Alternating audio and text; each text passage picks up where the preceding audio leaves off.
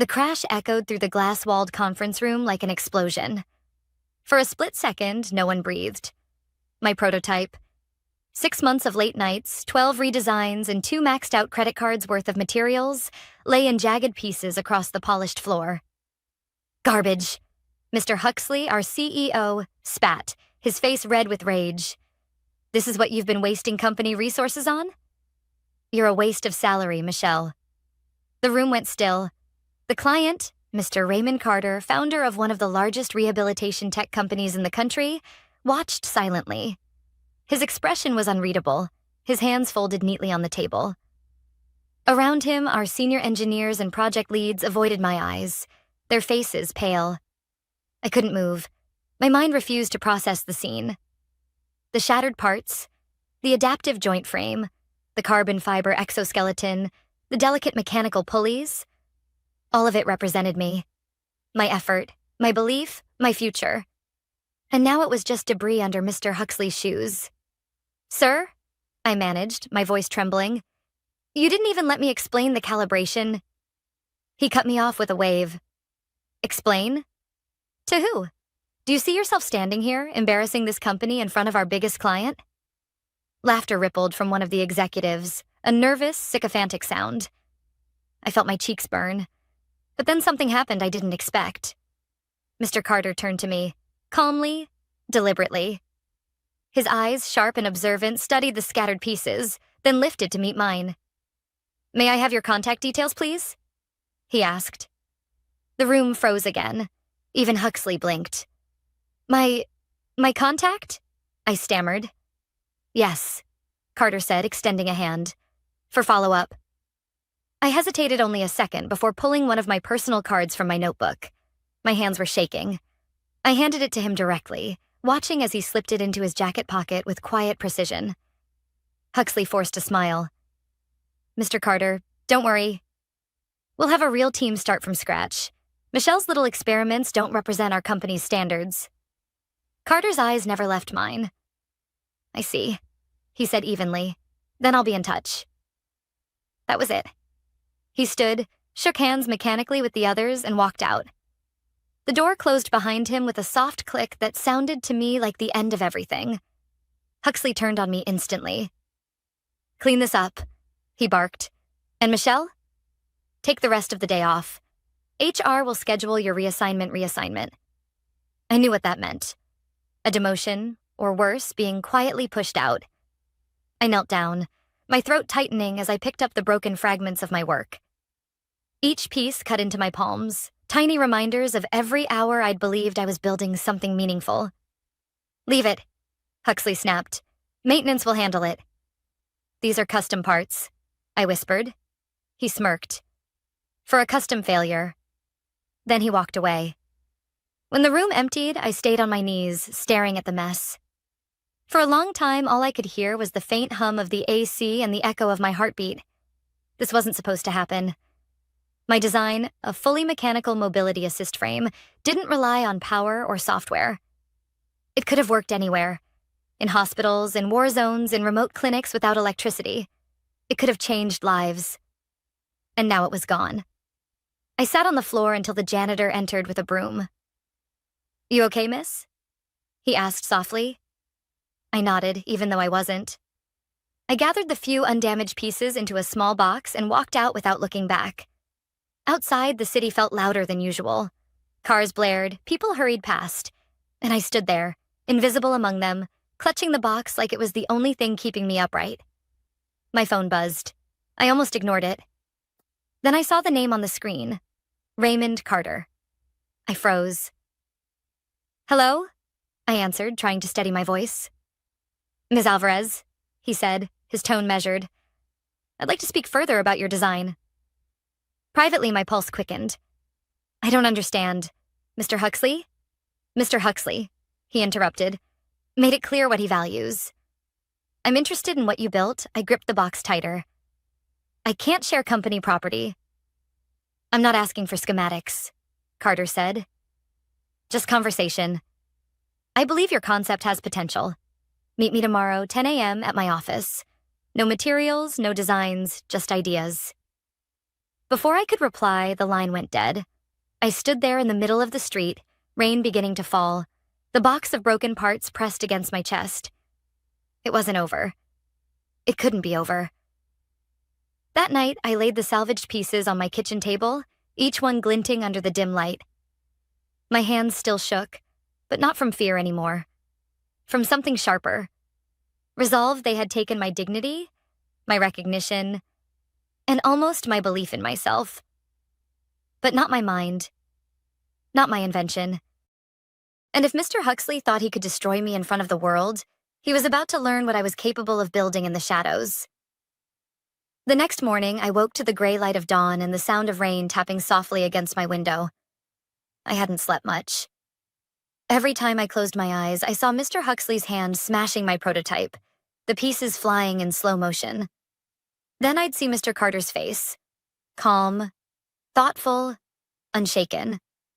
I almost convinced myself I'd imagined the call, that someone like Raymond Carter wouldn't really be interested in me, an engineer whose career had just imploded in a single meeting.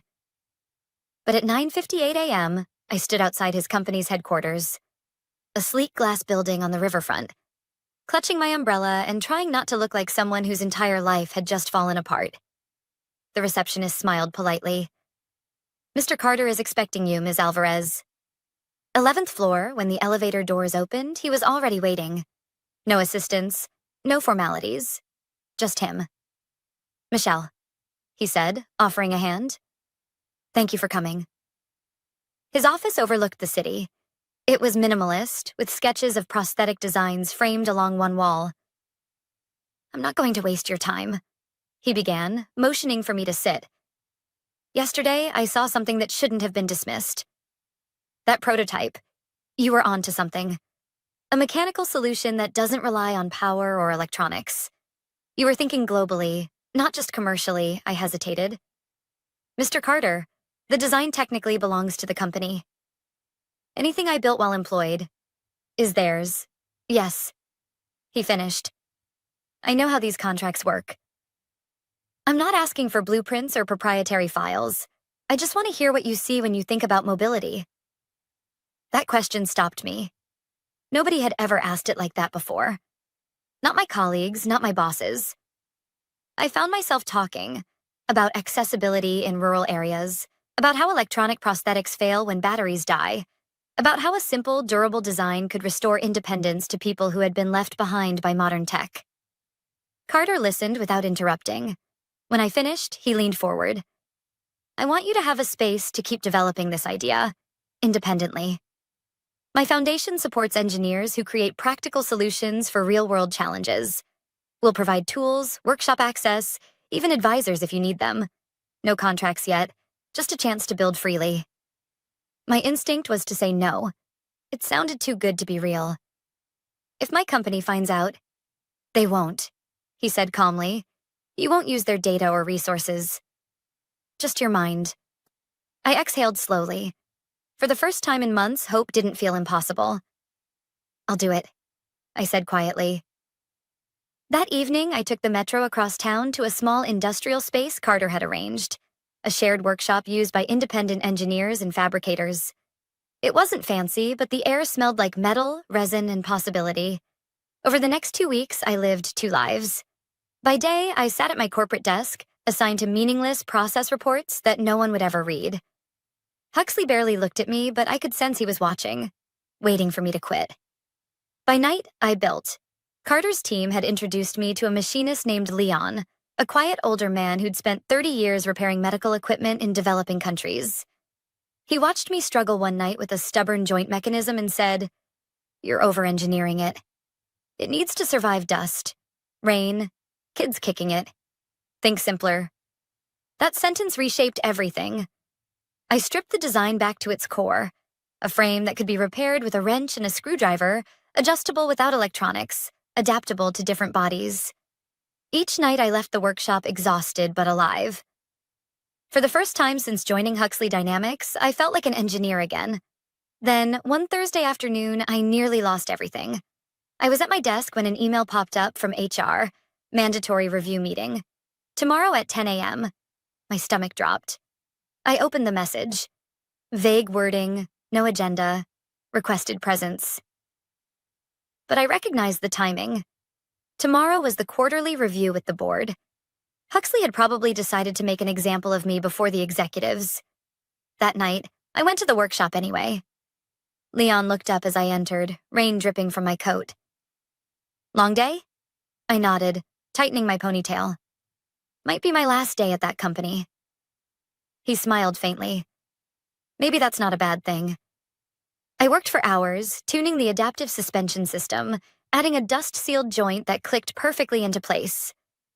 When I stepped back at 2 a.m., covered in grease and fatigue, the prototype stood finished. Functional. Beautiful. It wasn't company property. Every part had been machined from scratch, every measurement recalculated from memory. It was mine. I snapped a few photos, uploaded the specifications to a secure drive, and sat on the floor beside it, listening to the hum of the workshop. Tomorrow, they might fire me. But tonight, I'd rebuilt what they tried to destroy. Before leaving, I sent one short message to Carter.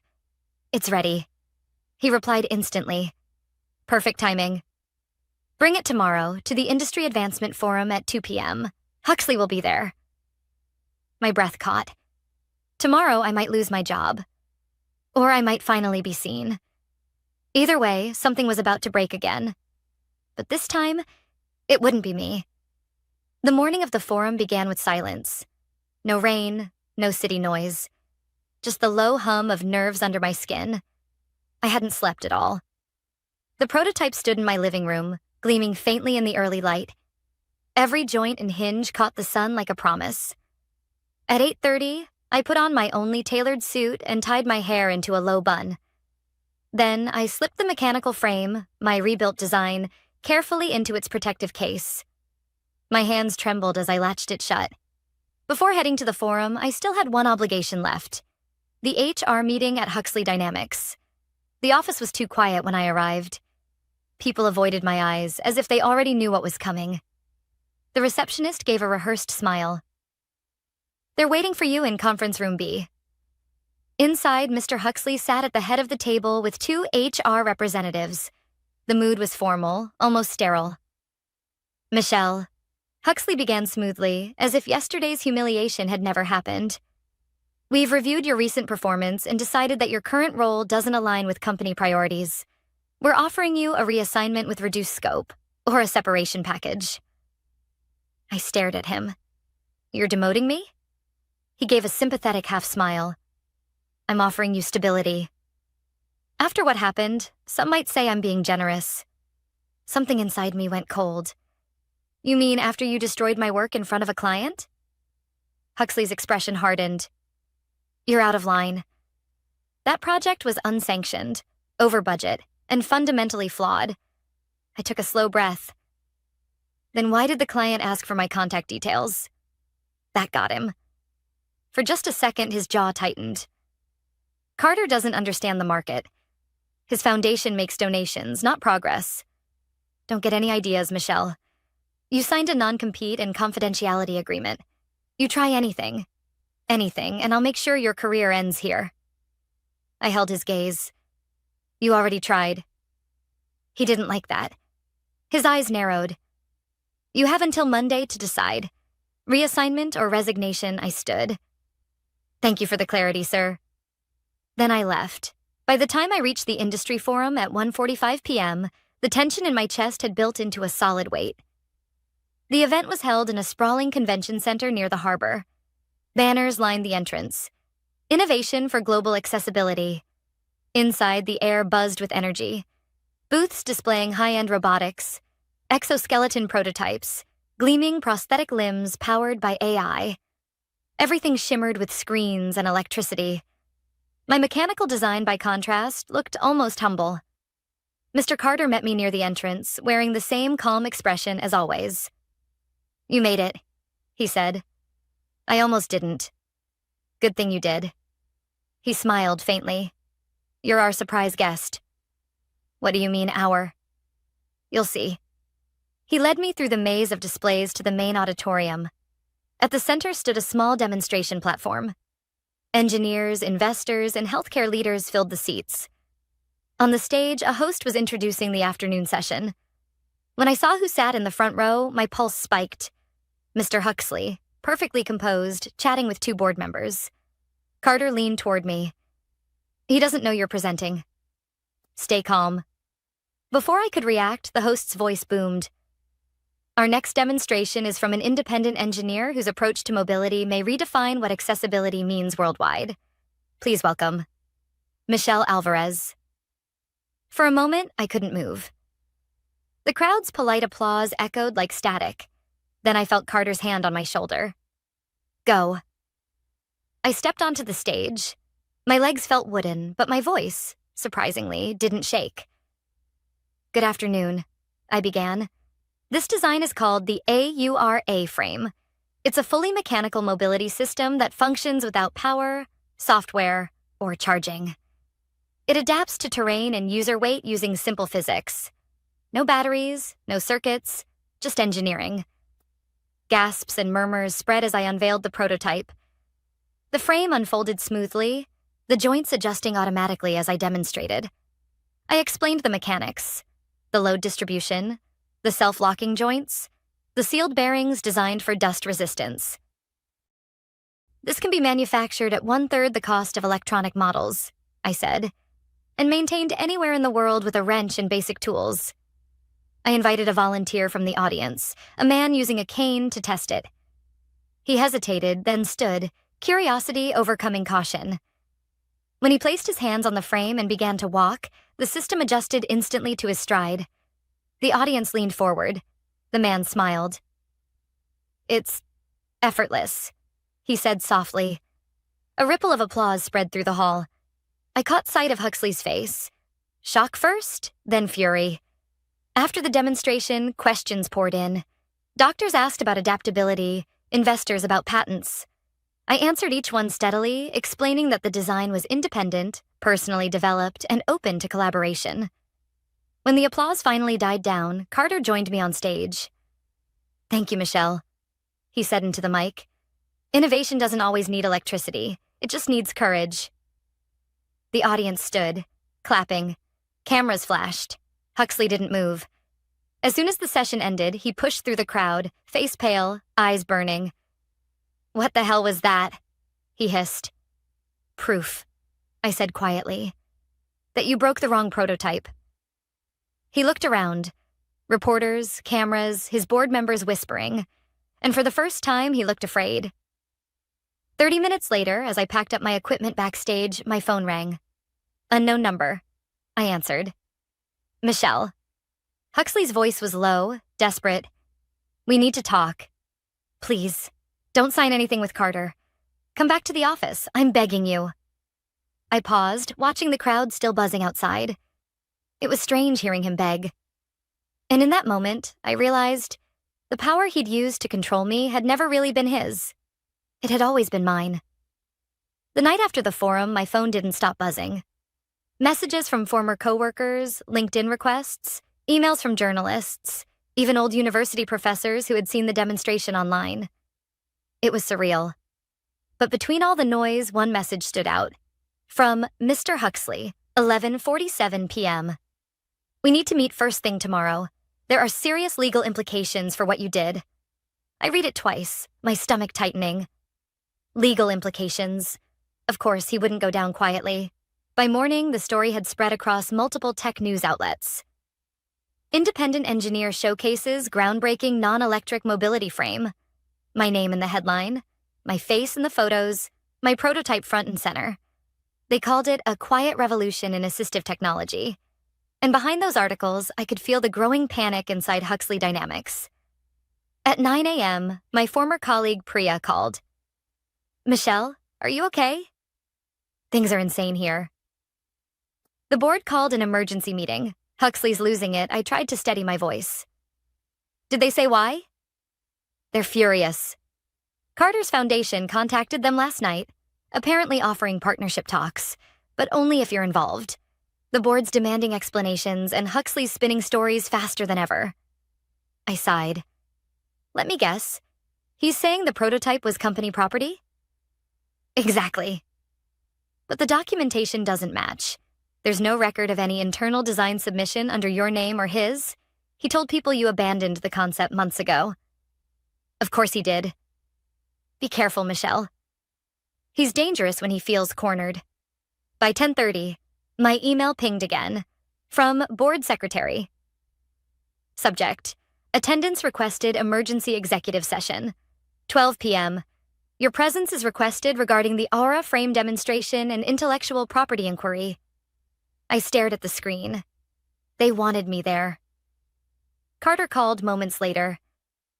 They'll try to intimidate you, he said evenly. Keep calm. You have the truth and documentation.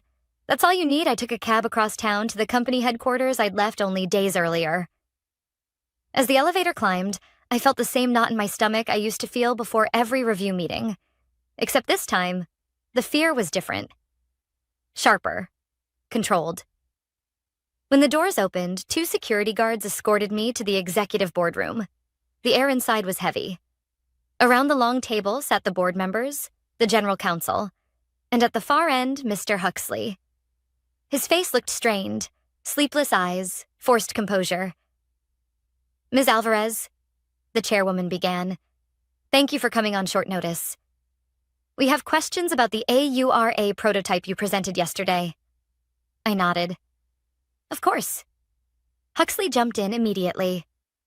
Before we begin, I'd like to clarify that Ms. Alvarez's design work was developed during her employment under company resources. Her public presentation was unauthorized and in violation of her contract. The chairwoman raised a hand. We'll hear all sides. She turned to me. Ms. Alvarez, your response? I met her gaze. The design presented at the forum was my independent work, built entirely outside company hours and with personal or third-party resources. The concept predates my employment and is fully documented in my graduate research. The general counsel adjusted her glasses. Do you have proof of that? Yes, I said, handing over a folder. Inside were dated schematics, thesis excerpts, and time-stamped design notes from 3 years ago. These documents show the development timeline and the original adaptive joint concept. Huxley leaned forward, voice rising. This is irrelevant. She still used company methodology and exposure gained through our clients. That's theft of opportunity. One of the board members frowned. Mr. Huxley, is it true that you presented similar mechanical mobility concepts at last month's healthcare summit as your own? Huxley blinked. That was an internal strategy update. The chairwoman turned to another member. We've reviewed the transcript from that presentation. The phrasing, my team's abandoned mechanical prototypes, appears to refer to Ms. Alvarez's work. The room went silent. Huxley's jaw flexed. You're misinterpreting it. I was summarizing our direction, not claiming ownership. Carter, who had been silent until now, spoke from the side of the room. With respect, Mr. Huxley, your direction almost buried technology that could change thousands of lives. If Michelle hadn't rebuilt it, you'd still be calling it impractical. The board chair nodded slowly. It seems the situation goes beyond a contract issue. It speaks to leadership judgment color drained from Huxley's face. You can't be serious. I've run this division for 8 years. Then you should understand accountability, she said quietly. Effective immediately, your administrative access is suspended pending a full review. The words hit like a thunderclap. Huxley stood abruptly, knocking his chair back. This is ridiculous. You're taking her side? A junior engineer who went rogue? No one responded. The silence was answer enough. Security escorted him out. He didn't look back. After he left, the chairwoman turned to me. Miss Alvarez, we owe you an apology. The board recognizes the potential of your design. We'd like to discuss forming a new division dedicated to sustainable mechanical mobility, under your leadership, in partnership with Mr. Carter's foundation. For a moment, I couldn't speak. Everything, the humiliation, the sleepless nights, the shattered prototype, crashed back in a wave. I accept, I said finally, my voice steady. Carter smiled faintly. Good. Then let's build something that lasts. When the meeting ended, I stepped outside into the afternoon sunlight. The city looked the same, but nothing felt the same.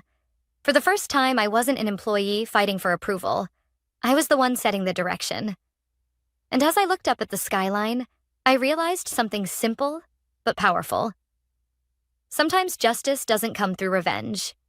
It comes through visibility, when the truth stands on its own, undeniable and unbreakable. 3 months later, I walked through the new research facility for the first time. It wasn't glamorous, just a converted warehouse on the edge of the city, but it hummed with purpose. The walls were lined with sketches, 3D models, and half-assembled frames. The sound of drilling and laughter filled the air. We'd named it AURA Labs, after the frame that started it all. Carter's Foundation had provided the initial funding, and the company board, after several long negotiations, had signed off on the partnership. What they hadn't expected was how quickly the project would take off. Within weeks, requests came in from clinics, rehabilitation centers, and NGOs from all over the world. People weren't asking for luxury devices. They were asking for solutions. I stopped by one of the workbenches where Leon, the machinist who had helped me rebuild in secret, was tightening a bolt on a new prototype. He looked up, wiping his hands. Hard to believe, huh? A few months ago, we were working under flickering lights in a rented workshop. And hiding from corporate spies, I added with a smile. He chuckled. Now look at you, Director Alvarez. The title still felt strange. I didn't feel like a director, just someone who finally had the chance to build without being silenced. At noon, I joined Carter in the meeting room. A pile of reports covered the table. Manufacturing costs, field test feedback, partnership requests. The Kenya trials came in, he said, handing me a folder.